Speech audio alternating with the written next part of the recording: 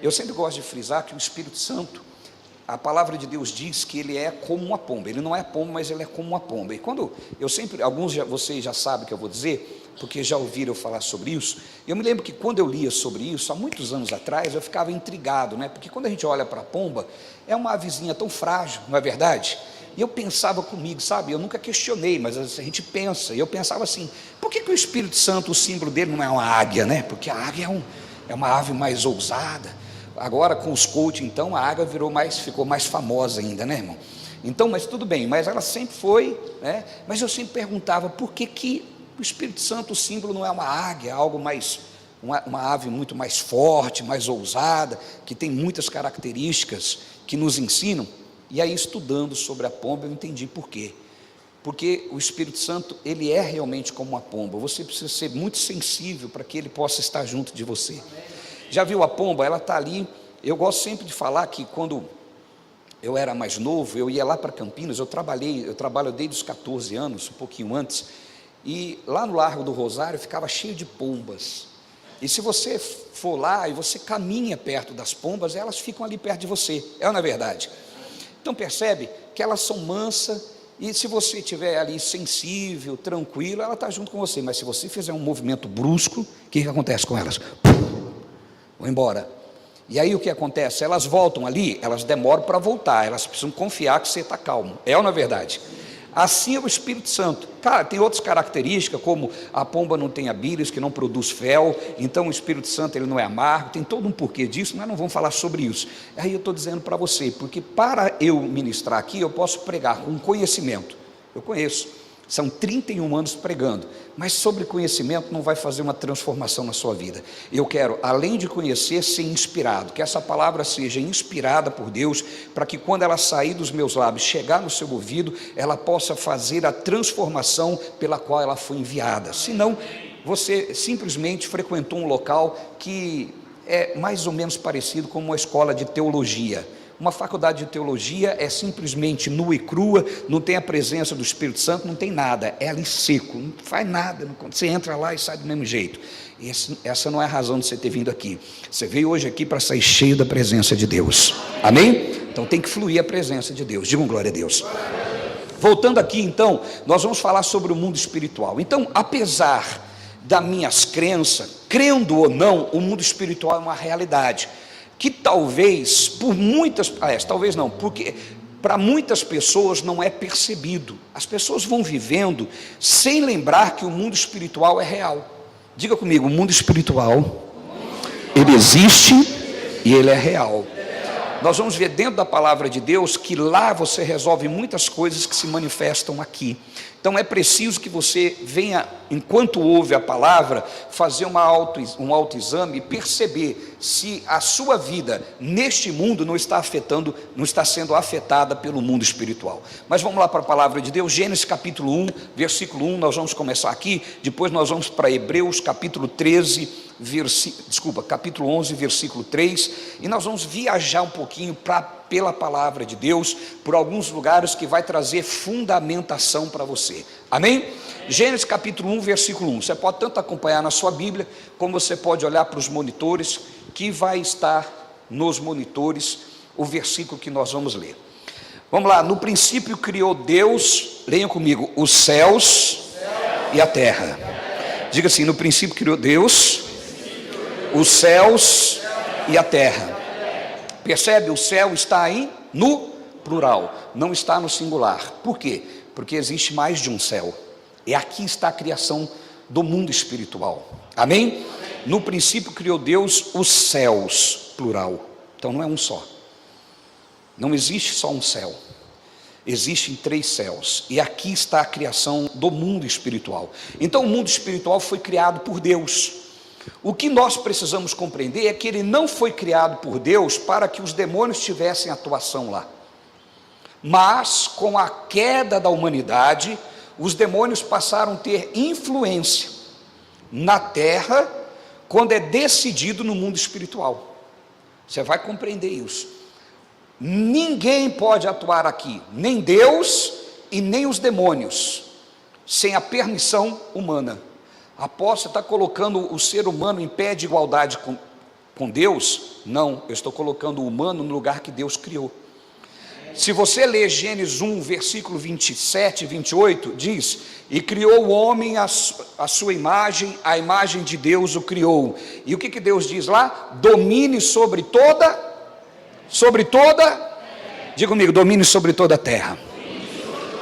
Amém? Enquanto eu ministro, a equipe vai pegar um endereço lá em Salmos que diz que Deus criou o céu para ele e a terra para os homens. A equipe procura lá e projeta para mim, por favor.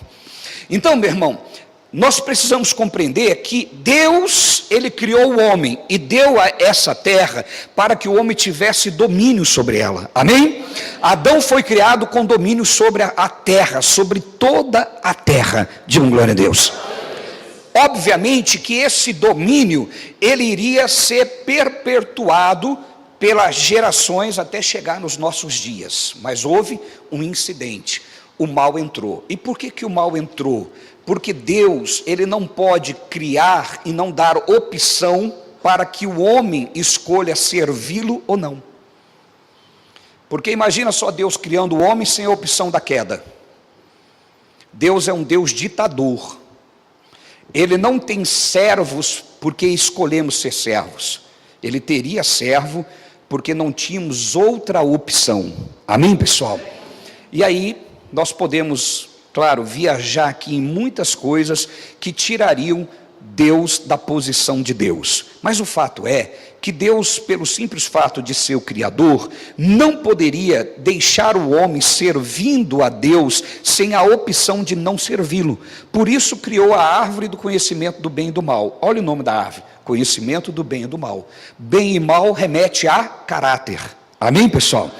Então o homem iria decidir a partir daquele momento se o seu caráter seria igual ao caráter de Deus, ou ele iria caminhar segundo o que ele acharia que seria bom ou mal. E o homem decidiu por isso.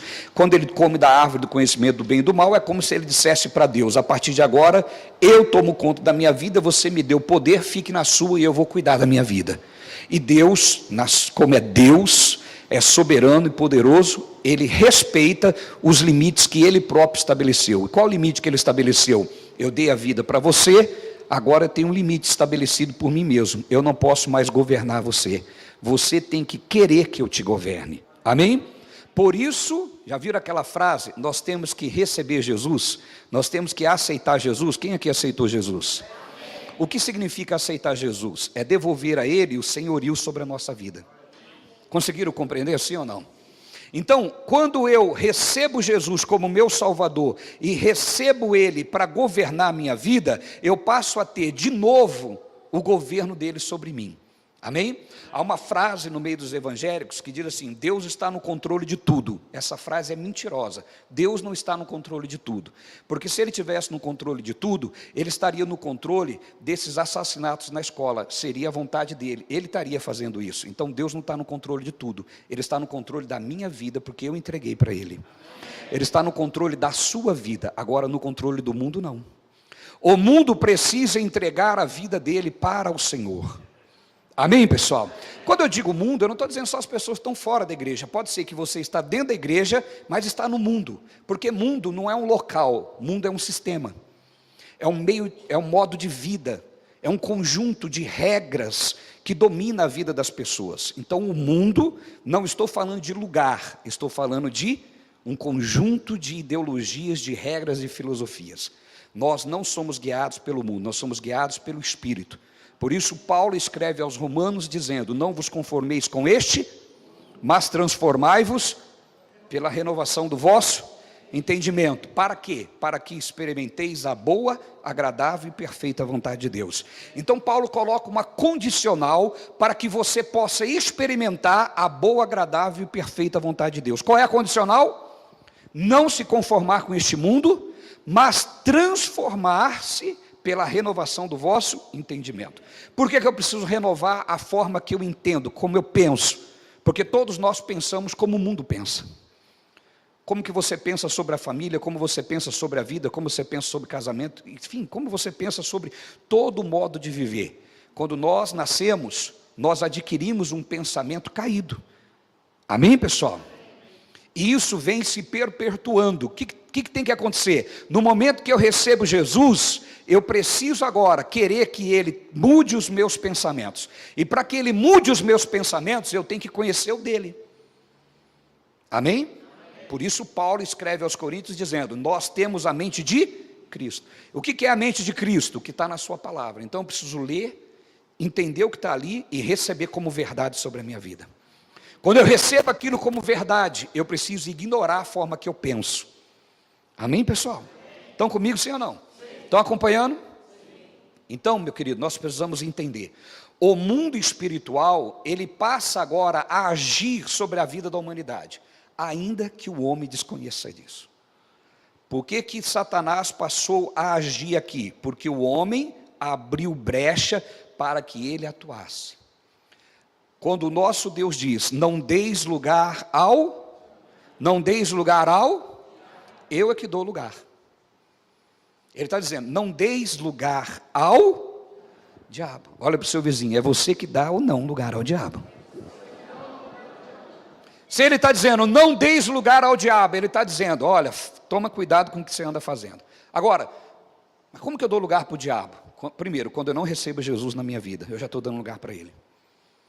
Segundo, quando eu ajo fora dos princípios de Deus. Agora entenda, os princípios de Deus não é Deus me manipulando, é Deus sabendo o que é correto. E quando eu ajo fora disso, eu estou no caminho que a maldição se manifesta. Entenda, é como um pai que fala para o filho, meu filho, para que você tenha mais possibilidade de concorrer ao mercado de trabalho, estude. Se você não estudar, as coisas vão ficar difíceis para você. Claro, pode ser que você se torne um empreendedor e arrebente sem estudo, mas você precisa estudar porque você terá mais probabilidade de concorrência. O pai está errado? O filho não estuda, aí ele cresce, o pai parte dessa aqui, e o filho fica neste mundo aqui, batendo cabeça, a porta trancada, não consegue nada, começa a viver uma vida de pidança, de mendigar. O pai que fez aquilo com ele?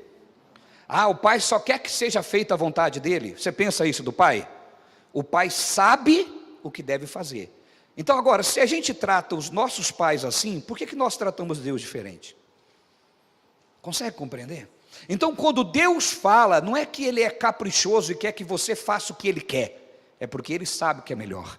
É porque Ele sabe o caminho. Ele sabe que aquilo que você vai fazer, aonde vai te levar. Está claro, sim ou não?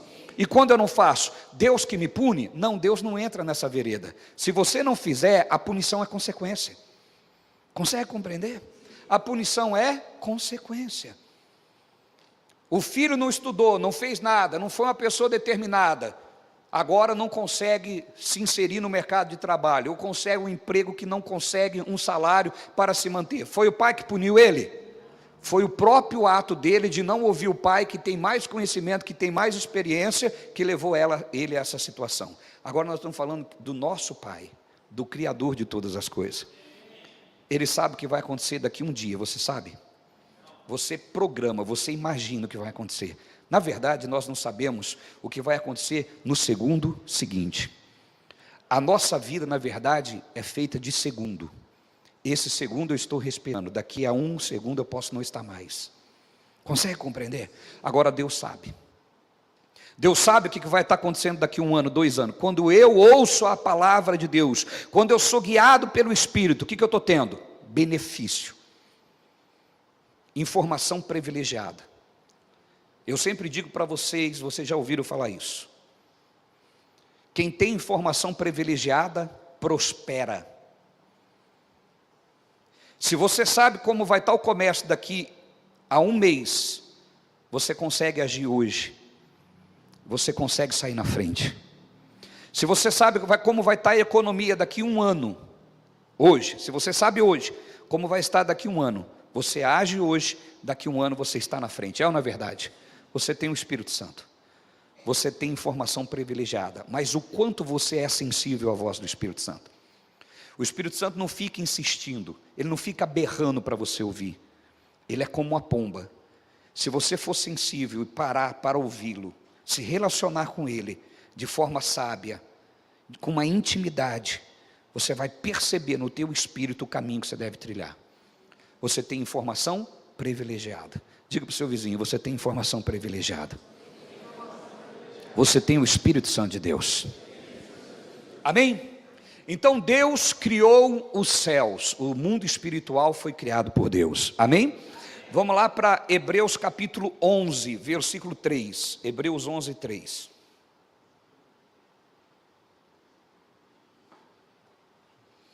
Olha o que diz.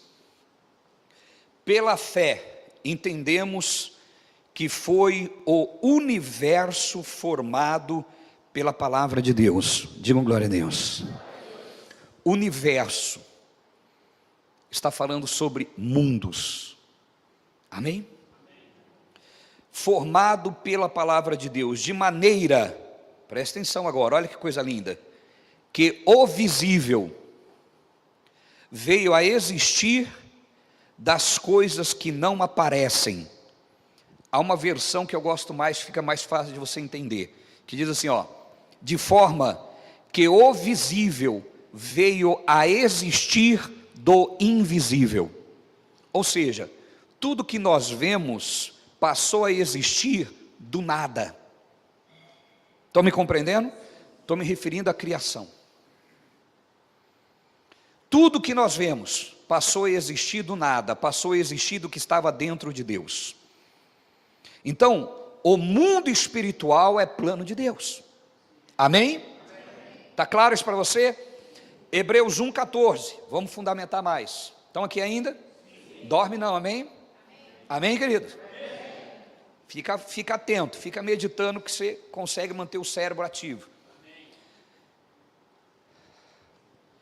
Não são todos eles espíritos, repita comigo, espíritos, ministradores, enviados para serviço a favor dos que hão de herdar a salvação? Então está falando do quê? De um mundo espiritual que existe. Amém? A quem está se referindo aqui? Se você ler o contexto, que me falta tempo, está falando sobre os anjos. Então aqui está dizendo, vou colocar dentro de uma linguagem para você entender.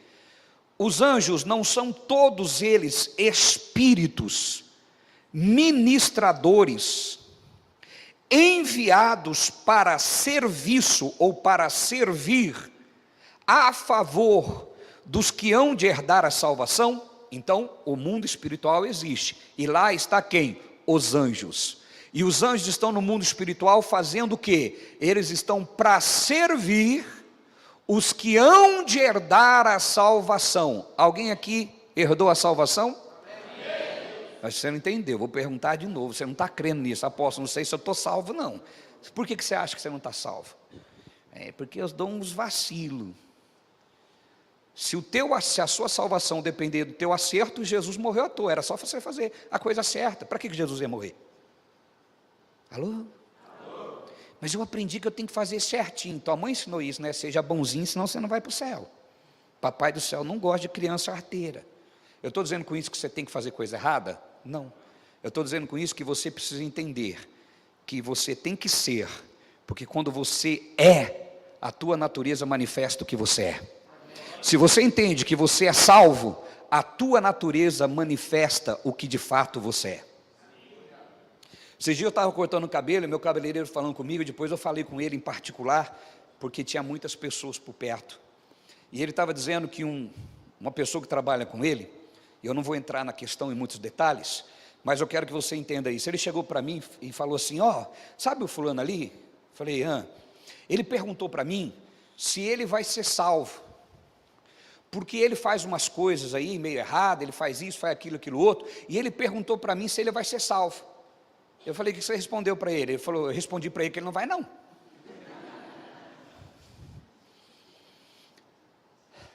É que eu não posso falar o que o rapaz fazia, mas ele fazia umas coisas erradas aí, amém?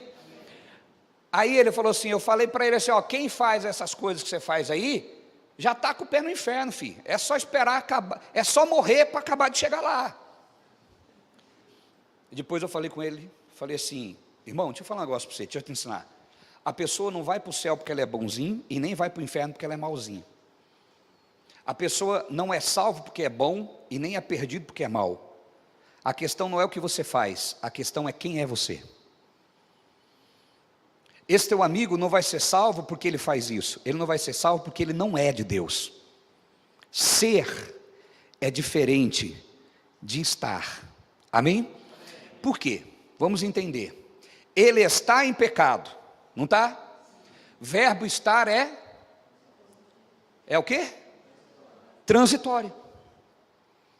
Se ele está em pecado, ele pode amanhã não estar mais, correto?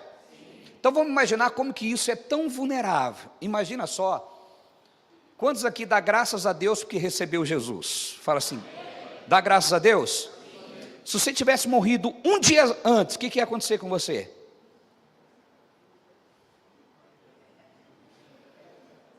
Então você é sortudo, na verdade, né? Alô? Nos cultos futuros eu aprofundo nessa ideia, porque senão eu vou sair do contexto. Voltando aqui, a questão não é o que você é. Desculpa, o que você faz, a questão é o que você é. Porque ser o que você é não muda. Amém, pessoal? Consegue entender? Eu estou fazendo algo, não quer dizer que eu sou aquilo que faço. Está claro isso para você? O que eu quero dizer com isso? Quem é você no mundo espiritual? Você é um filho de Deus ou você nem existe no mundo espiritual?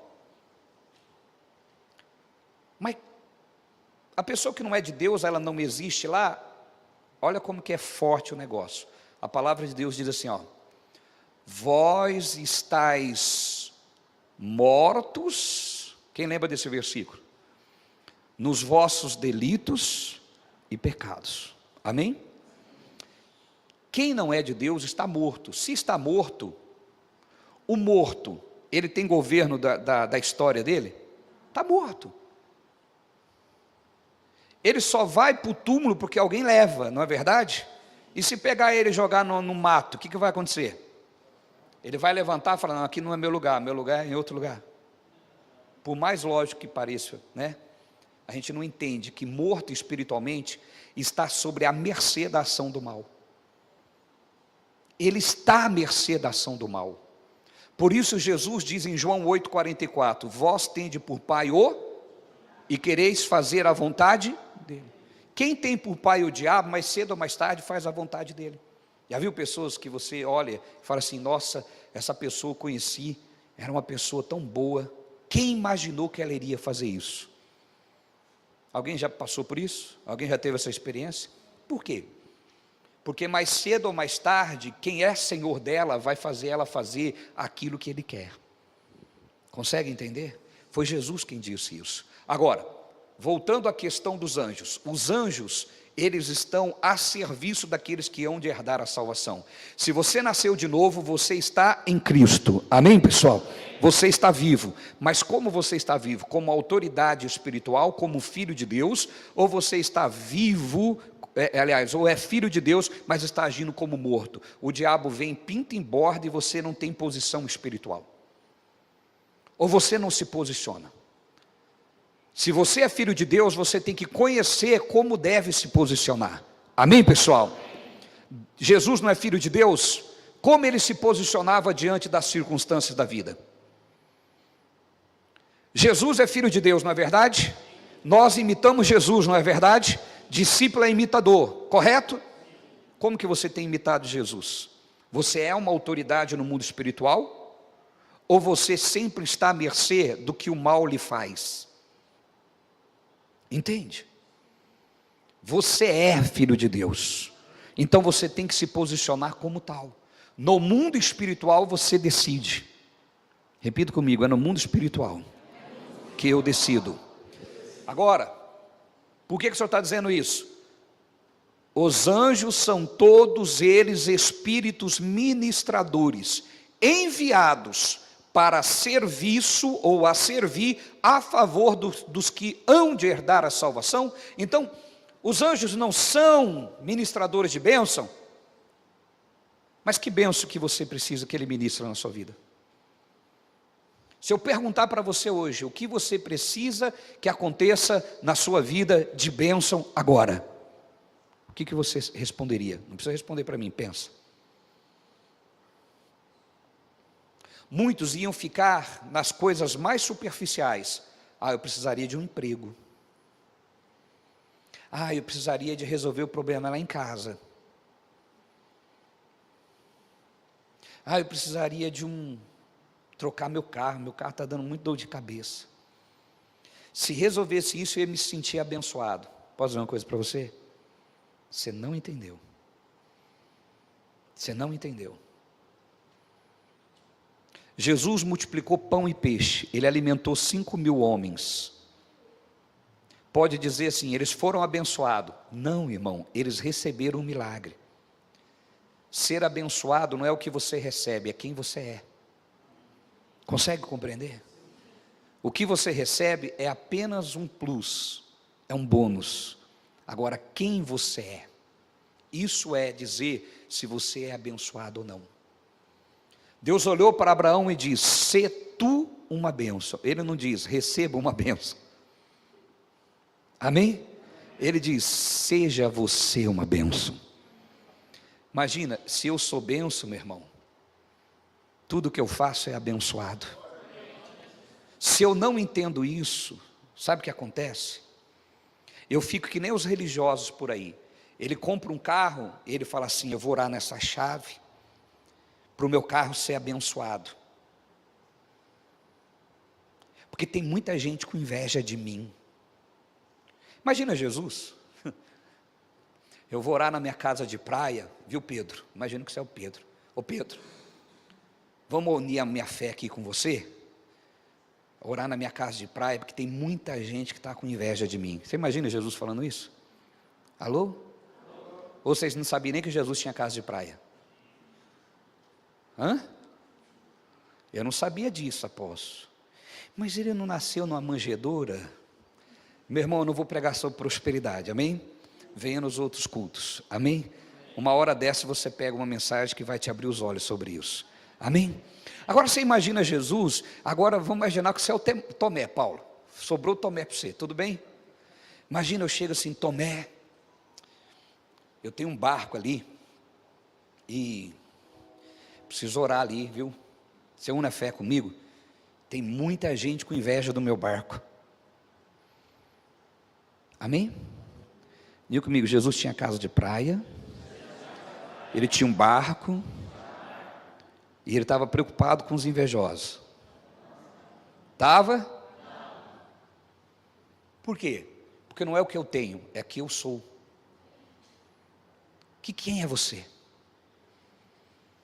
Se você é filho de Deus e se comporta como tal, você sabe que os anjos existem para ministrar bênçãos sobre a sua vida. Bênção, as bênçãos já são suas, eles só vêm para te servir, eles só te servem. O que é ministradores? Alguém já foi no restaurante e olhou aquele prato maravilhoso e falou assim: "Eu quero esse". Daqui a pouco o garçom vem, com aquele prato lindo. O que o garçom é? Ministradores. Ministradores é aquele que serve. Amém, pessoal? Os anjos estão te servindo. Digam glória a Deus. Vocês estão comigo ainda ou não? Apóstolo, mas é mesmo, é desse jeito? É o que a palavra de Deus está dizendo, está escrito aí. Quantos creem que a palavra é verdade? O mundo espiritual existe. Vamos agora lá para Efésios capítulo 6. Efésios 6. Versículo 12.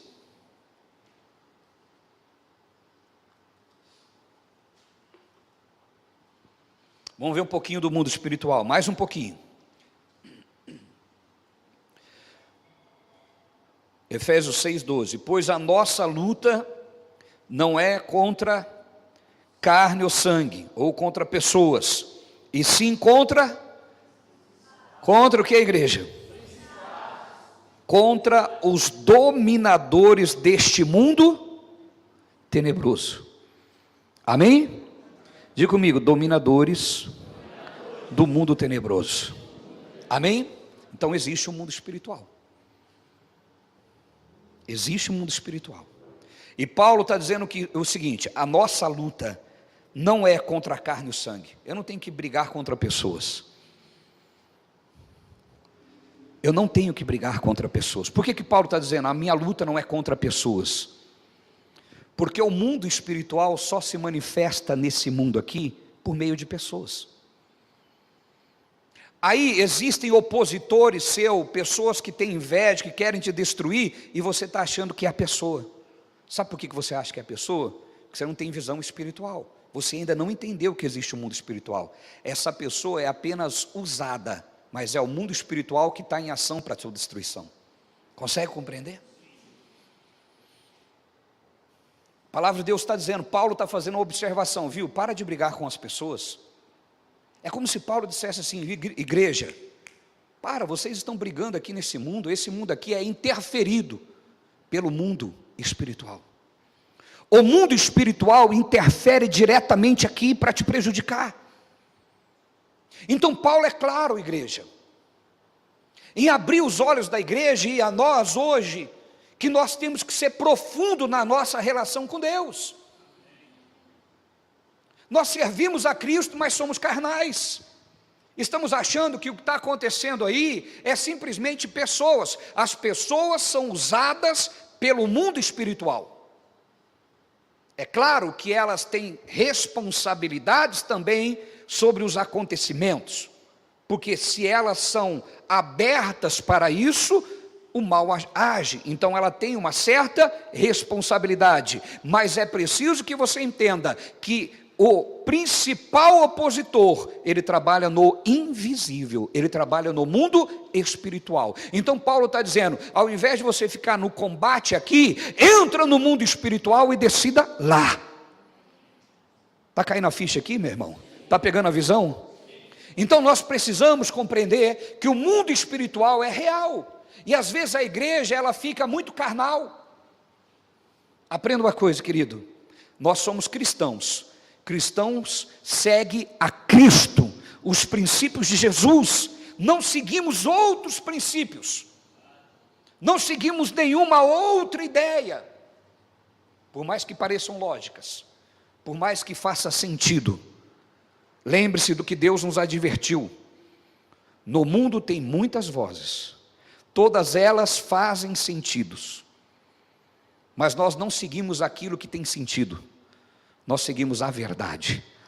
Jesus diz, no mundo tem muitas vozes, todas elas fazem sentido, mas eu sou o caminho, então a gente segue para de seguir o que faz sentido, e siga a verdade. Nem tudo que faz sentido você deve seguir. Você segue a verdade, os ensinos de Jesus Cristo.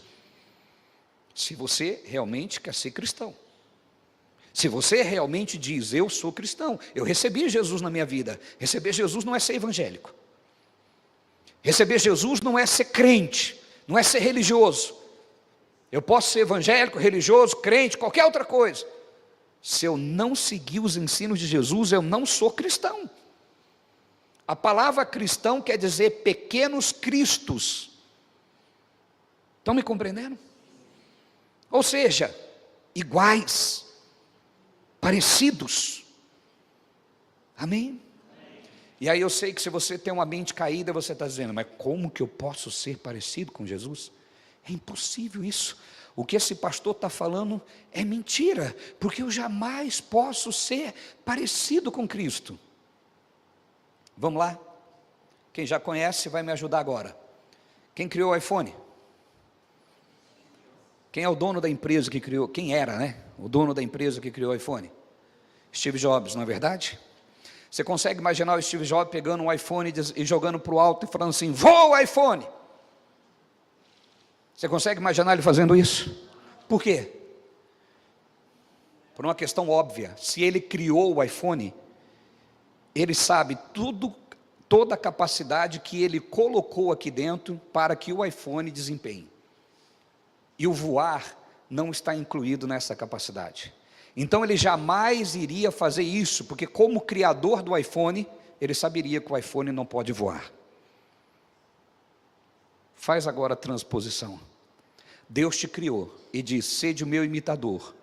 Se Ele te criou e está mandando você fazer algo, é porque Ele, como Criador, Ele colocou dentro de você a habilidade para fazer aquilo que Ele está mandando. Agora, isso você alcança por meio de crer. Se você não crer, está tudo bem. Agora, eu quero isso, apóstolo, ainda que pareça loucura, eu quero viver essa altura. Eu quero viver a esse nível. Amém? É sair da normalidade, é viver o diga, o sobrenatural. Então, o sobrenatural não é natural, está acima do natural. O natural é: eu não posso, eu não consigo. O sobrenatural é: tudo é possível tudo é possível tudo é possível ao pastor, ao crente, ao religioso. Tudo é possível ao que crê em quem? Crê no que ele disse. Digam glória a Deus. Então ele está dizendo aqui: a nossa luta não é contra carne e sangue. Ele está dizendo: enquanto você fica brigando com pessoas, você precisa entender que essas pessoas, na verdade, elas estão sendo influenciadas por um mundo espiritual, um mundo invisível, e é lá que você tem que decidir as coisas, porque quando você decide lá, as coisas alteradas aqui. E aí eu te falo uma coisa, para você saber que eu estou falando a verdade, só tem um caminho: testa. O que você tem a perder? Faz o que eu estou falando. Se não acontecer, eu sou falso profeta. Simples assim. Tem gente que prefere duvidar sem testar, não tem nem inteligência. Eu não acredito, então testa. Porque se eu não acredito, eu vou ver se é verdade. Agora, não acreditar simplesmente porque eu não tenho capacidade, um QI elevado para entender.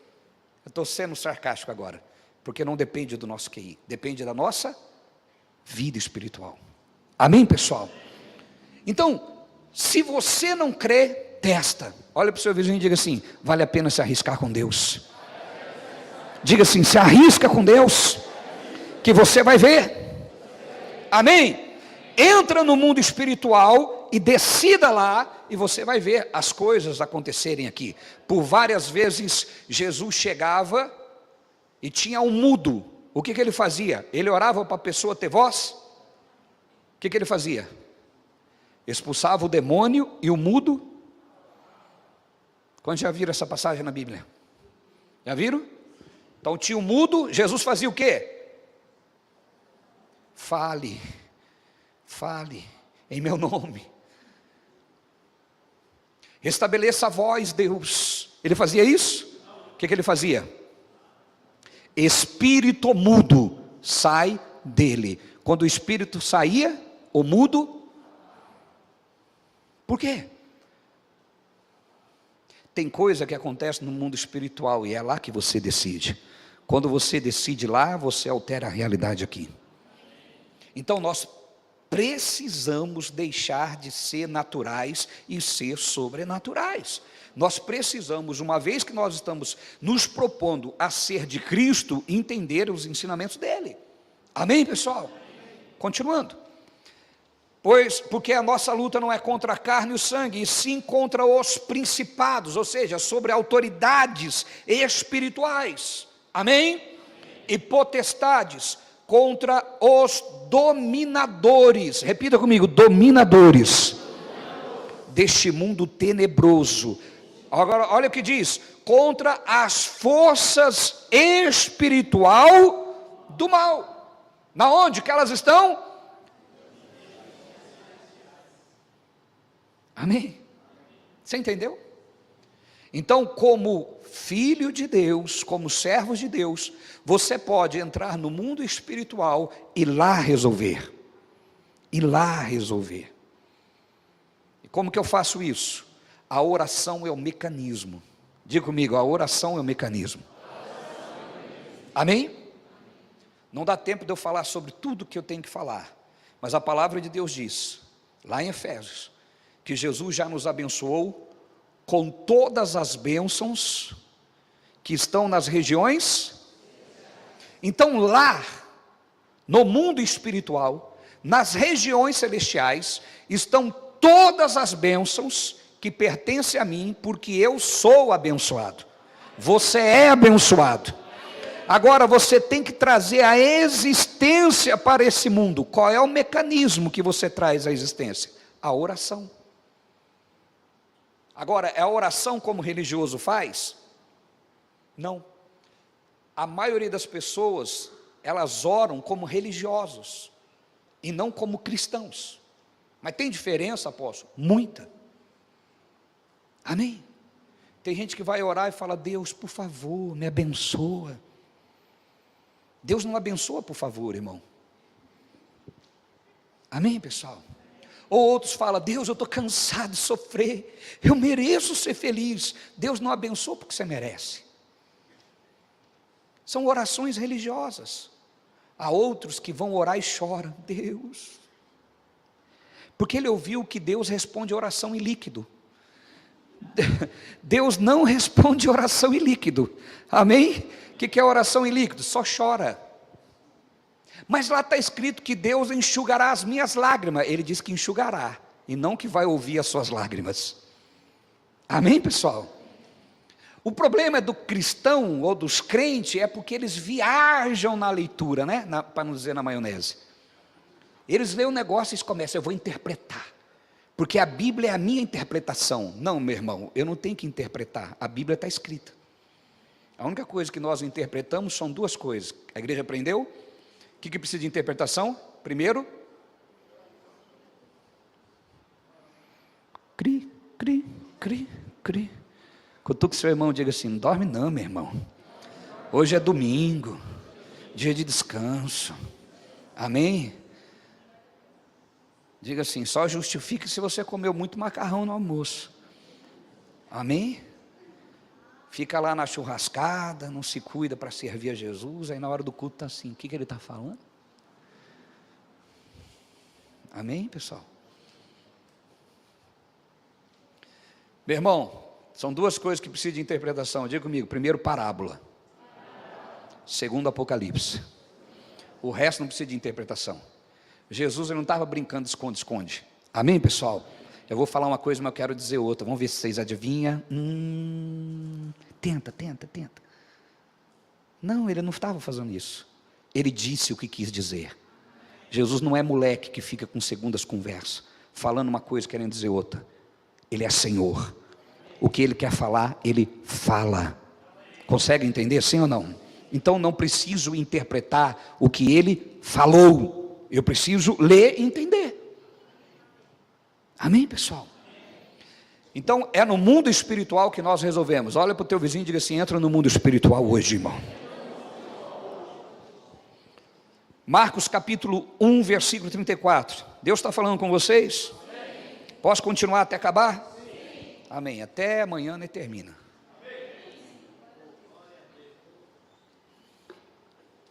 Ei, irmão, imaginou? Às vezes eu fico pensando, às vezes eu leio algumas passagens na Bíblia.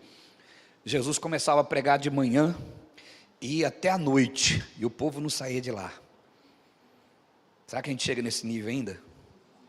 Aí a pessoa vai falar assim: mas era Jesus. Imagina, irmão, sem microfone para dar uns berros para acordar. Imagina, sem equipamento de som, Jesus falando assim, ó.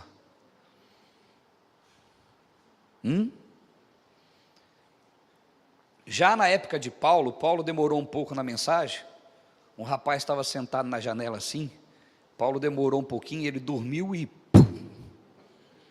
Já leram essa passagem? Já leram? Paulo demorou um pouquinho na mensagem, o garoto estava sentado na janela, dormiu e caiu lá de cima. Pau! Tem muita gente se matando aí, irmão. O pastor demora um pouquinho, ele cai da janela. Olha para o seu vizinho: não cai da janela não, irmão. Amém?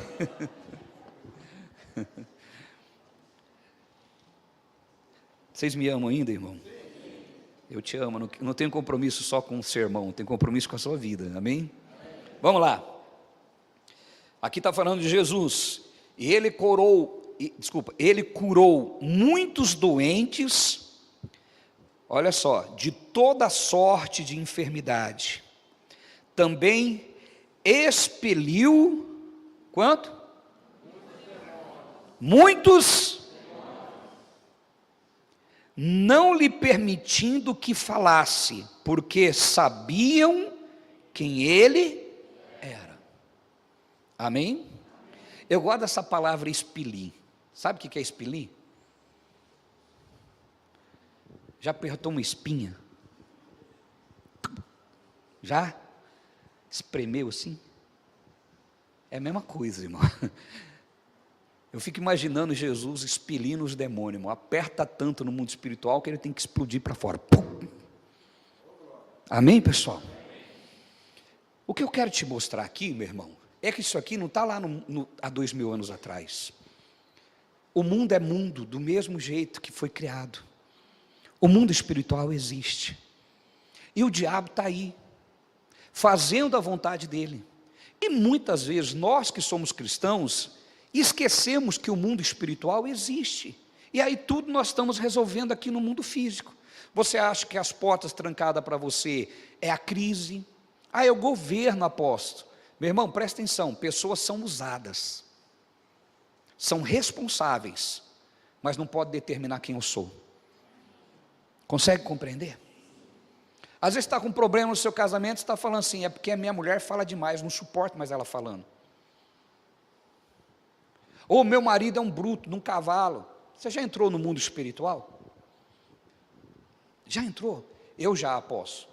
Se você fez o que lhe cabe no mundo espiritual, aí existe a vontade humana. É outra situação. Amém, pessoal? Resolveu o mundo espiritual? Resolvi. O que a palavra de Deus diz, meu irmão? Vós, sendo maus, saber dar boas coisas ao vosso filho. Então tem pessoas que são más por natureza, aí sem interferência espiritual, mas a grande parte é espiritual. Consegue entender? Você já entrou no mundo espiritual? Jesus está dizendo aqui, ele curou muitos doentes de toda sorte de enfermidade, também expeliu muitos demônios. Diga comigo, eu vou entrar no mundo espiritual hoje. Amém? Só não pode fazer igual aquela irmã. Apóstolo, não vou orar não, vai que o demônio manifesta. Aí eu vou olhar para ele vai olhar para mim e ele vai me expulsar, porque eu vou sair correndo. Então você não é espiritual, meu irmão. Ou você não assume quem você é. Diga para a pessoa que está do seu lado. Eu sei que às vezes você tem vergonha de falar isso, mas você vai quebrar essa vergonha. Diga para ele assim, diga para ele, entra no mundo espiritual, meu irmão. Amém. Se for preciso, expulse os demônios. Eu comecei essa mensagem dizendo que Deus deu a vida para o homem. A vida é sua. Amém? A vida é sua. Eu quero comparar, e pelo amor de Deus, não vem aqui os defensores de animais dizer que eu estou falando mal do animalzinho. Eu vou fazer uma comparação agora. Imagina que você limpa a sua casa, está bem limpinha, cheirosinha. Aí você tem lá o Luluzinho. O Luluzinho, ele chega na porta, dá uma olhadinha e fala assim, está cheirosa essa casa aqui.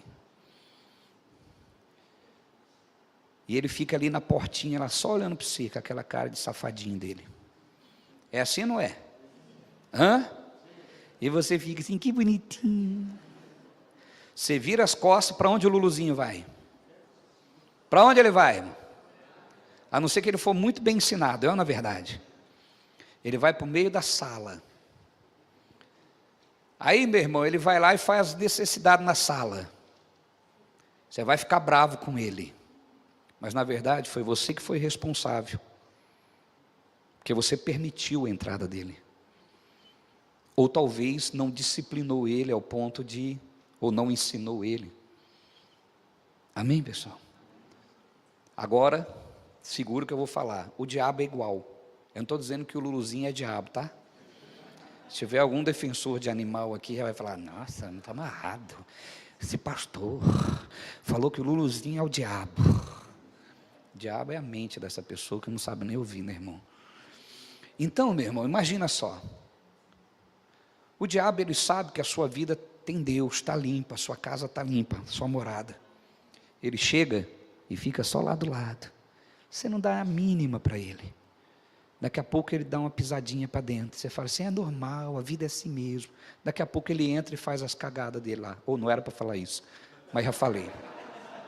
Amém, pessoal? E ele já faz o que ele tinha que fazer.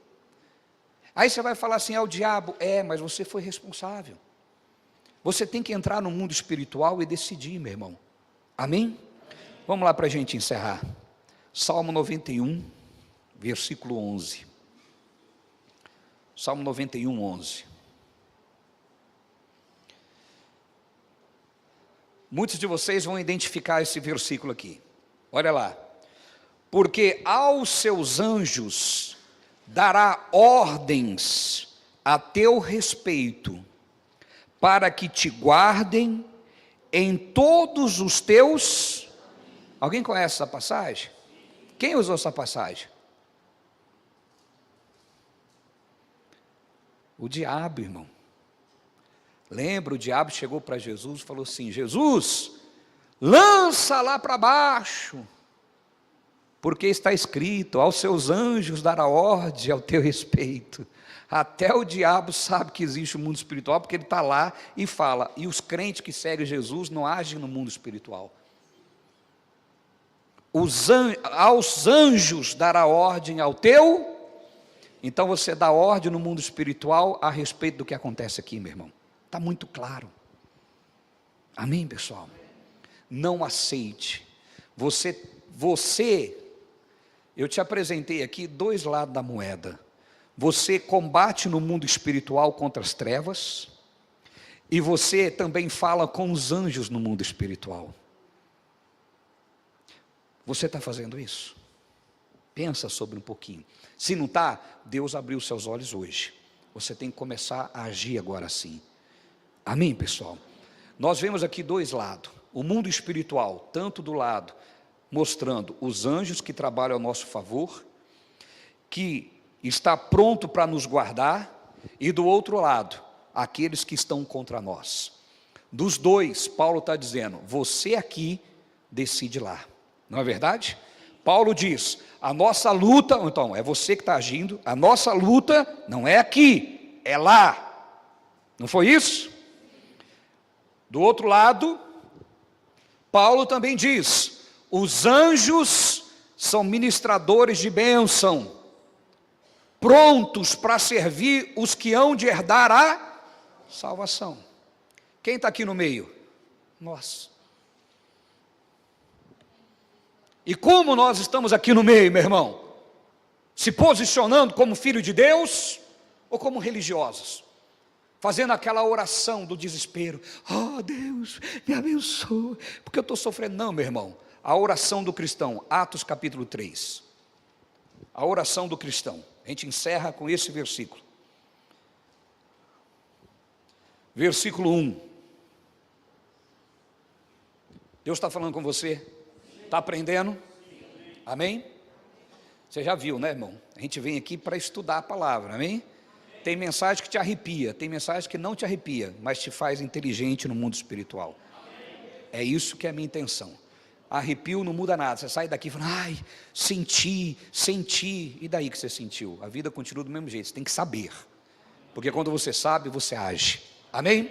Olha lá, vamos lá, Pedro e João subiam ao templo para a oração da hora nona. Então Pedro e João foram orar. Era levado um homem coxo de nascença, o qual punha diariamente à porta do templo chamada Formosa, para pedir esmola aos que entravam. Vendo ele a Pedro e João que iam entrando no templo, implorava que lhe desse uma esmola. Pedro, fitando juntamente com João, disse, olha para nós. Ele os olhavam atentamente, esperando receber alguma coisa. Pedro, porém, lhe disse, não possuo nem prata nem ouro, mas o que tenho, isto te dou. Diga comigo bem forte, em nome de Jesus Cristo, o Nazareno, anda. Amém? A outra versão que diz, em nome de Jesus Cristo, Nazareno, levanta e... Agora que eu quero chamar a sua atenção, presta atenção na oração dele. Pedro e João disse, não possuo nem prata nem ouro. Diga comigo, mas o que tenho, isso te dou. Prestou atenção nisso? O que tenho, isso te dou. Diga comigo, o que tenho, isso te dou. O que ele tinha? A autoridade no mundo espiritual. E é isso que você precisa ser, a autoridade no mundo espiritual. Pedro e João não botou a mão lá e ficou, ó Deus vem curar, ó Jesus vem curar. Não se pede a Deus para fazer aquilo que Ele já fez. Se você está pedindo para Ele vir te curar, ainda que não seja a tua intenção, inconscientemente, você está dizendo: Jesus, o que o Senhor fez há 2000 anos atrás não valeu, vem e faça de novo. Se você está falando para ele: Jesus, me prospera, inconscientemente você está dizendo: Jesus, o que o Senhor fez há 2000 anos atrás não resolveu, vem e faça de novo. Agora, se você entende aquilo que Jesus fez, a sua oração muda. A sua oração é a oração da nova aliança. Qual é a oração da nova aliança? Em nome de Jesus, levanta. A oração da nova aliança, meu irmão, é muito gostosa. Quase todo mundo aqui gosta de fazer essa oração. Alguém aqui gosta de mandar? Quem gosta de mandar aqui? A irmã me deu uma olhada: mandar é comigo mesmo. Quem gosta de mandar aqui? Só mulher levantou a mão? Ah, o irmão está dizendo assim para a mulher, para a esposa. Só mulher gosta de mandar aqui, irmãos? Ô Marquinhos, você não levantou a mão, Marquinhos?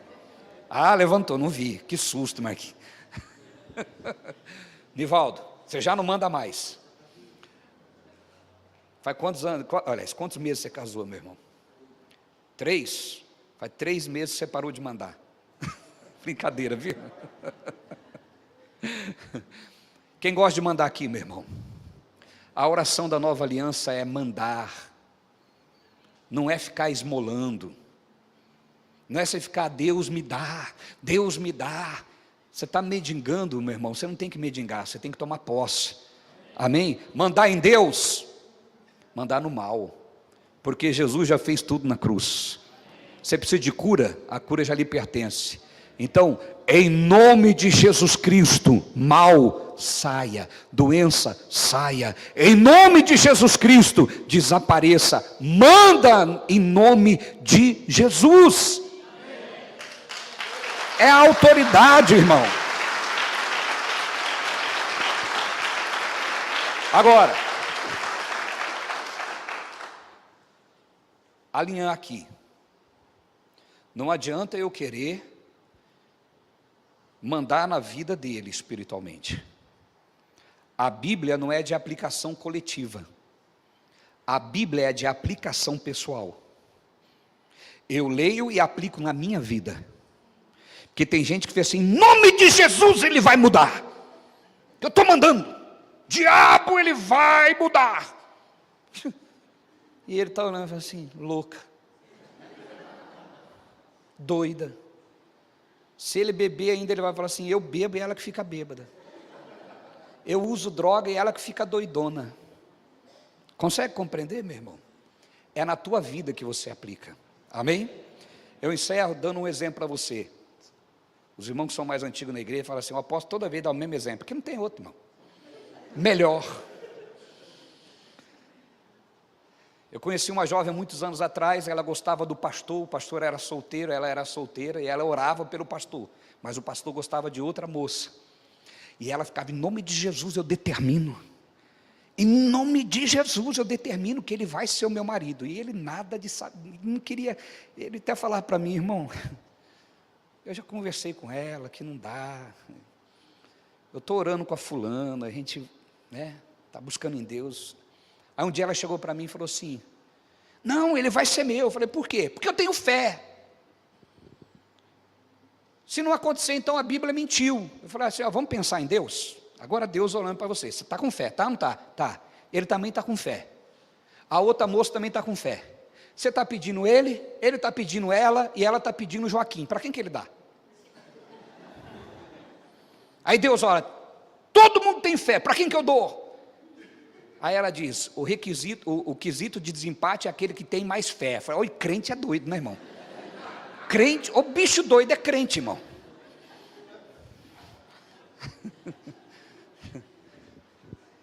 Aí eu disse para ela assim: eu não vou frustrar o seu sonho, mas Deus nunca mandou você pedir homem para ele.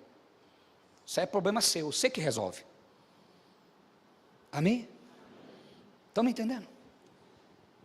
A Bíblia diz: casai com quem quiser. Eu creio na Bíblia, vocês creem no que está escrito? Crente diz assim: não, Deus mostrou, hein? Deus mostrou. Você vai casar com ele. Irmão, Deus não se mete nisso não, irmão. Amém, pessoal? Ele já colocou lá na Bíblia: casai com quem quiser.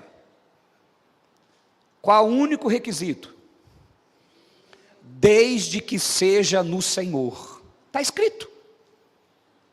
Então eu escolho. Amém? Não adianta falar assim: eu olhei para o Paulo, vou casar com o Paulo, com a Paula, né? Para não ficar para mim, fica para você, irmão. Quem fica na direita e na esquerda sempre sofre, né? Brincadeira. E ele fala: vou casar com o Edinaldo. O Edinaldo fala: vou casar com o Hernani. O Hernani olha para o óleo verde do Cléber e fala assim: vou casar.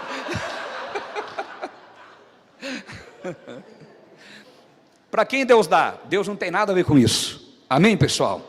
Uma vez que você decide, você entra em oração e pede a Deus: Deus, me ajuda a ver, me ajuda a ter visão, porque quando a gente fica apaixonado, a gente fica meio débil, então me tira disso. Amém, pessoal? Me faz enxergar a verdade, não me deixe enganado. Aí vale a oração, correto? Amém? Agora Deus não decide. Tudo bem, queridos? Por que eu falei tudo isso? Porque nós precisamos entender que a Bíblia é aplicação na nossa vida. Não adianta você ler aqui e querer que o teu marido, que nem vem na igreja, viva isso que você que está aprendendo. Isso é para a tua vida. Para ele você ora para que ele receba Jesus na vida dele. Vamos aplaudir o nosso Deus bem forte.